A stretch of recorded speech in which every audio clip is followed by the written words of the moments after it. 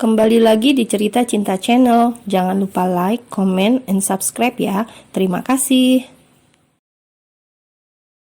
Beberapa jam dilewati awan di rumah sang mertua. Setiap menit yang berlalu terasa bermakna.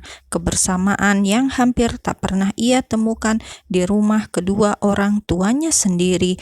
Bahkan makan malam berlalu dengan begitu nikmat. Kini mereka sedang duduk bersama di ruang keluarga. Beberapa makanan ringan terhidang di meja. Naawan malam ini nginap. Ini kan pertama kali Naawan ke rumah ini, ucap Ayah Ahmad. Awan mengangguk diiringi senyuman. Baik Ayah, Zidan melirik Pelangi dan Awan, kemudian terbersit sebuah ide di benaknya. Ayah, boleh tanya sesuatu? Ada apa Dan? Apa makna ijab kabul itu Ayah? Pertanyaan itu lolos begitu saja, membuat Pelangi menatap adiknya. Ia sudah dapat menebak maksud adiknya mengajukan pertanyaan itu. Makna ijab kabul itu tidak hanya sebatas lelaki menghalalkan perempuan sebagai istri. Setelah proses ijab kabul terlaksana, maka ada tanggung jawab besar di bahu seorang suami, yaitu segala dosa si perempuan yang seharusnya menjadi tanggung jawab ayahnya berpindah bahu kepada suaminya, termasuk memberi nafkah, membimbing agama, memanjakan, menjaga, dan menjadi pelindung bagi si perempuan. Tapi bagaimana kalau seorang suami tidak menjalankan tanggung jawab dan kewajibannya? Sebuah pertanyaan menohok yang membuat Awan tertunduk. Maka dia termasuk ke dalam golongan suami zolim. Apa hukumnya suami zolim? Haram hukumnya seorang suami membuat istrinya menangis tanpa hak. Ketika suami berbuat zolim terhadap istri, maka dia telah berdosa besar dan tubuhnya tidak lagi diharamkan dari neraka. Awan melirik Pelangi yang duduk di sisinya. Jawaban Ayah Ahmad begitu menghujam jantung. Pelangi memang tak pernah menangis di hadapan Awan, tetapi kala ia mengadu kepada Tuhannya akibat rasa sakit yang diberikan suaminya. Satu pertanyaan lagi, Ayah. Kenapa perempuan disebut tercipta dari tulang rusuk laki-laki? Jika Allah menginginkan wanita berkuasa di atas laki-laki, maka dia akan menciptakannya dari kepala Adam. Jika dia menciptakan wanita sebagai budak pria, dia akan menciptakan dari kakinya. Tapi Allah menciptakannya dari rusuk pria, supaya setara dengannya. Jadi seperti halnya tulang rusuk, maka marwah istri adalah melindungi hati suaminya. Memang kenapa kamu tumben tanya tentang perkara suami dan istri? Tanya Ibu Humairah diiringi tawa kecil.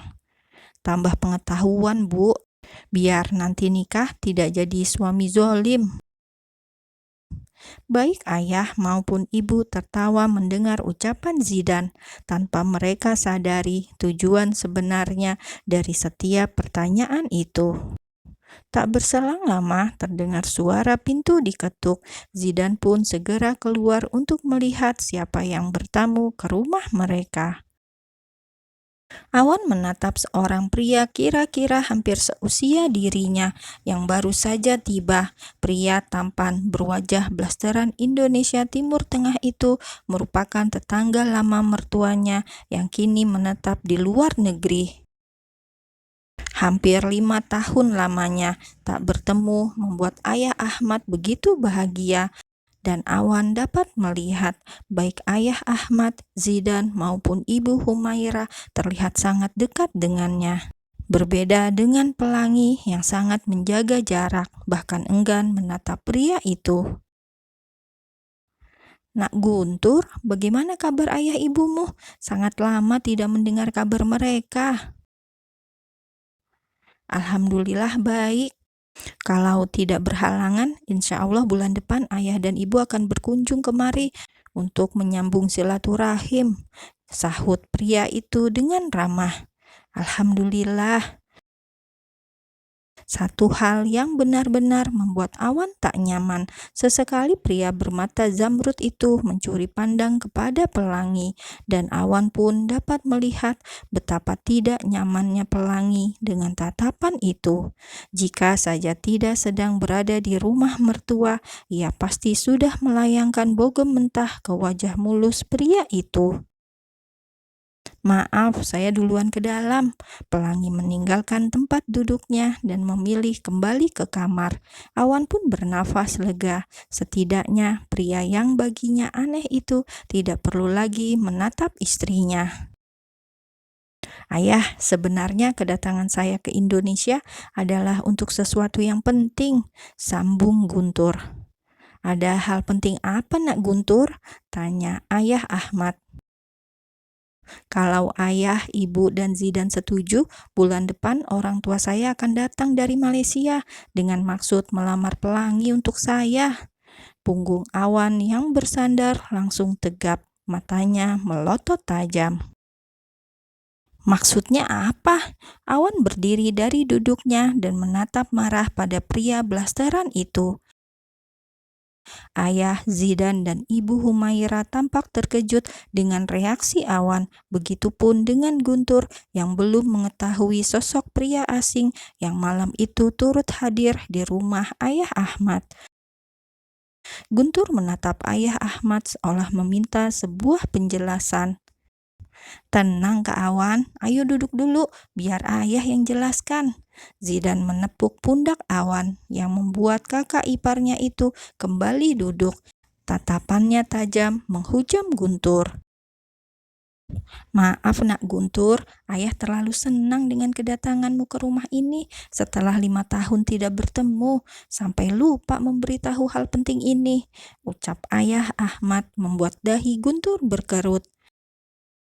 Pria itu menatap Awan dengan penuh selidik. Pikirannya menebak, apakah pria di hadapannya telah mengkhitbah Pelangi lebih dulu. "Memberitahu apa, Ayah? Apa sudah ada yang mendahului saya?" tanya Guntur penasaran. Sikap sungkan Ayah Ahmad nampak sangat jelas, merasa tak enak kepada Guntur yang jauh-jauh datang dari luar negeri demi Pelangi. Ia tahu Guntur sudah lama menyukai Pelangi. "Maafkan ayah, tapi Pelangi sudah menikah dan Awan ini adalah suaminya." Mendadak wajah Guntur memucat dengan pandangan menunduk. Hela nafasnya tampak berat. Jangan lupakan bola matanya yang memerah menggambarkan kesedihan dan sesal mendalam. Kecewa, tentu saja. Telah lama ia menyimpan perasaan untuk Pelangi. Usahanya melanjutkan pendidikan ke luar negeri dan kembali saat merasa telah layak untuk Pelangi ternyata berakhir sia-sia. Satu hal yang ia sesali dalam lubuk hatinya yang terdalam, mengapa tak menghitbah Pelangi jauh-jauh hari sebelumnya. Namun apa daya, semua sudah terjadi. Pelangi telah menjadi milik orang. Guntur pun melirik Awan. "Maaf, saya benar-benar tidak tahu tentang ini. Saya juga belum mendengar kabar tentang pernikahan Pelangi." "Enak aja lo minta maaf setelah niat mau ngelamar istri orang." Namun makian itu hanya dapat ia teriakan dalam hati, mengingat sedang berada di rumah mertua, hingga akhirnya yang terucap dari mulutnya hanya, "Tidak apa-apa." Sementara Zidan menyembunyikan senyum kepuasan setelah melihat reaksi kakak iparnya.